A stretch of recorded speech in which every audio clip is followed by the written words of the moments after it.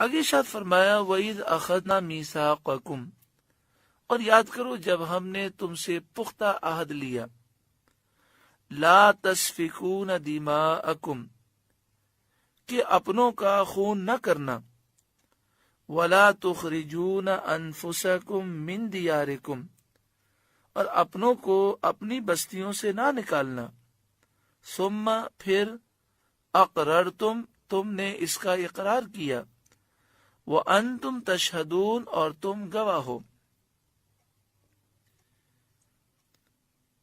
اللہ تبارک و تعالی نے بنی اسرائیل سے یہ عہد لیا تھا کہ تم آپس میں ایک دوسرے کا خون مت بہانا اور ایک دوسرے کی بستیوں پر حملہ مت کرنا، ایک دوسرے کو گھروں سے مت نکالنا، بے گھر مت کرنا۔ انہوں نے اقرار کیا تھا، قسمیں کھائی تھیں کہ ہم اس پر عمل کریں گے، یعنی ہم کسی کا خون بھی نہیں بہائیں گے اور کسی کو اس کے گھر سے بے گھر بھی نہیں کریں گے۔ وَإِذْ أَخَذْنَا مِيثَاقَكُمْ لَا تَسْفِكُونَ دِمَاءَكُمْ وَلَا تُخْرِجُونَ أَنفُسَكُمْ مِنْ دِيَارِكُمْ ثُمَّ أَقْرَرْتُمْ وَأَنْتُمْ تَشْهَدُونَ. And remember when we took an oath from you, you shall not shed the blood of your own, and do not drive away your people from your settlements. Then you acknowledged, and you are witnesses to this. Allah subhanahu wa ta'ala had taken this covenant from the children of Israel, that they should not shed each other's blood among themselves, and should not attack each other's settlements, nor expel one another from their homes. They acknowledged this and swore oaths that they would act upon it. ثم انتم ہؤلاء، پھر یہ جو تم ہو،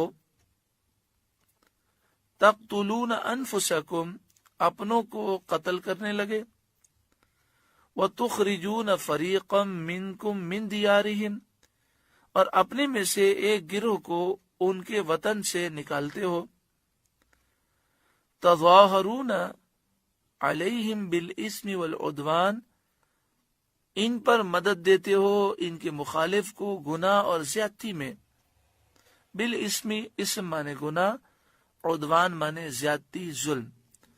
یہاں پر واقعہ یہ تھا کہ مدینہ منورہ میں دو قبیلے تھے، اوس اور خزرج۔ تقریباً 120 سال گزر گئے، ان کی آپس میں لڑائیاں تھیں زمانہ جاہلیت میں۔ تو زمانہ جاہلیت میں 120 سال حضور کی آمد مدینہ منورہ میں ہوئی، اس سے پہلے 120 سال سے ان کی جنگیں تھی۔ پھر مسئلہ یہ تھا کہ وہاں پر یہودی قبیلے بھی تھے، تو ایک قبیلہ تھا بنو قریظہ، اس کی دوستی تھی اوس سے، اور ان کا معاہدہ تھا اوس سے، اور دوسرا قبیلہ تھا بنو ندیر، اس کا معاہدہ تھا خزرج سے۔ اب اگر اوس اور خزرج کی لڑائی ہوتی تو معاہدے کی وجہ سے اوس کے ساتھ کھڑے ہو جاتے تھے بنو قریظہ والے، اور خزرج کے ساتھ کھڑے ہوتے بنو ندیر۔ جنگ ہو رہی ہے اوس اور خزرج کی، لیکن آپس میں یہ دونوں بھی کھڑے ہو جاتے اور ایک دوسرے کو قتل بھی کرتے، بستیوں پر حملہ بھی کرتے، اور لوگوں کو بے گھر بھی کرتے تھے۔ ثم أنتم هؤلاء تقتلون أنفسكم وتخرجون فريقا منكم من ديارهم تظاهرون عليهم بالإثم والعدوان. Then you are those very people who began killing your own and banishing a group among you. You also aid acts of sin and transgression against them.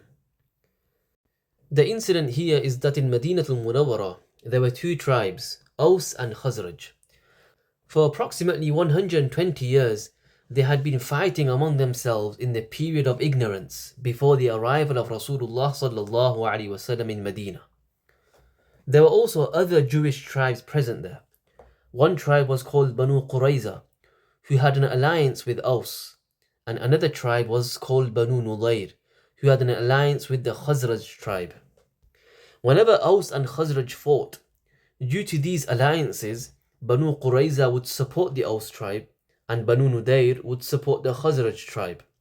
So although the fighting was between Aus and Khazraj, these other Jewish tribes would also participate, killing each other, attacking settlements, and driving people out of their homes. جب ان سے کہا جاتا کہ تم یہ کیوں کر رہے ہو تو وہ کہتے کہ ہم نے ان سے معاہدہ کیا ہوا ہے کہ اگر کوئی اوس پہ حملہ کرے گا تو ہم اوس کا ساتھ دیں گے. بنو نذیر کہتے کہ ہم نے خزرج سے معاہدہ کیا ہے کہ کوئی خزرج پہ حملہ کرے گا تو ہم اس کا ساتھ دیں گے. تو فرمایا تظاہرون علیہم بالاسم والعدوان، گناہ کا معاہدہ تو نہیں ہو سکتا، تم گناہ میں اور ظلم میں ان کی مدد کرتے ہو، حالانکہ تمہاری کتاب توریت میں یہ بات لکھی ہے کہ ظلم میں اور گناہ میں کسی کی مدد نہیں کی جا سکتی. اس سے ہمارے لیے بھی عبرت ہے کہ ہم کہتے ہیں جی ہمارے رشتہ دار ہیں، رشتہ داروں کے حقوق ہیں، جی والدین کہہ رہے ہیں ہم کیا کریں. تو ان باتوں کی وجہ سے ہم گناہوں پر بہانے تو نہیں بنا سکتے کہ جی رشتہ دار کہہ رہے ہیں، ان کا دل خوش کرنے کے لیے ہم اللہ کی نافرمانی کر لیں. تو گناہ میں اور ظلم میں کسی کا ساتھ نہیں دیا جا سکتا. When the other tribes would be asked why they did this, they would say, we have treaties with them. If someone attacks Aus, we must support Aus. And Banu Nudayr would say, we have a treaty with Khazraj, so we must support them. So it was said, تَظَاهَرُونَ عَلَيْهِمْ بِالْإِثْمِ وَالْعُدْوَانِ, you aid acts of sin and transgression against them. Remember, there can be no agreement in sin and oppression. So it was said to the Bani Israel, you help them in sin and oppression, whereas in your own book, the Torah, it is written that no one should be supported in sin and wrongdoing. There is also a lesson for us in this as well. We often use excuses like, they are our relatives, we have family obligations, or our parents are telling us what can we do. But these excuses cannot be used for committing sins. One cannot support anyone in sin and oppression. پھر یہ لوگ کیا کرتے جب جنگ ختم ہو جاتی تو بنو قریظہ یہ دیکھتے کہ اوس کی قید میں بنو نذیر والے آ گئے تو یہ اوس کے پاس جاتے جو ان کے دوست کہتے یہ سامنے والا قبیلہ جو ہے یہ ہمارے بھائی ہیں، یہ آپ کی قید میں آئے ہیں، یہ فدیہ لے لیں، یہ مال لے لیں، ان کو چھوڑ دیں. لیکن اگر جنگ میں یہ مل جاتے تو یہ جان سے مار دیتے، بستیوں کو آگ بھی لگا دیتے، بستیوں سے نکال بھی دیتے. تو ان سے پوچھا گیا بڑی عجیب بات ہے کہ تم بنو نذیر کو جنگ میں دیکھو تو جان سے مار دیتے ہو، ان کی بستیوں کو آگ لگا دیتے ہو، لیکن جب جنگ ختم ہو جاتی ہے تو ان کو چھڑانے کے لیے تو مال بھی خرچ کرتے ہو، ایسا کیوں کرتے ہو؟ تو وہ کہتے کہ بات یہ ہے کہ اللہ تعالیٰ نے ہم سے یہ عہد لیا تھا کہ اگر تمہاری قوم کا بنی اسرائیل میں سے کوئی اگر قید میں چلا جائے دشمن کی تو تمہیں اس کا فدیہ دے کر چھڑانا ہے. تو ان کی اس نادانی کا ذکر ہے کہ اللہ تعالیٰ نے تو تینوں عہد لیے تھے، دو کو نہیں مانتے اور ایک کو مانتے ہیں. یہ کیسی عجیب بات ہے. Then after this, when the war ended, Banu Qurayza would see that members of Banu Nudayr had been taken captive by Aus. So then they would go to the Aus tribe, who are their allies, and say, these people are our brothers, but now they are in your captivity. Here, take ransom, take wealth, and release them. However, during the war, they would kill them and burn their settlements and expel them from their homes. And that's why the question is asked to them, that how strange is this? During war, you kill the Banu Nudayr and burn their homes. But after the war, you spend wealth to free them? Why do you do this? So they replied that Allah subhanahu wa ta'ala has taken a covenant from us that if anyone from the children of Israel is captured by the enemy, we must free them by paying ransom.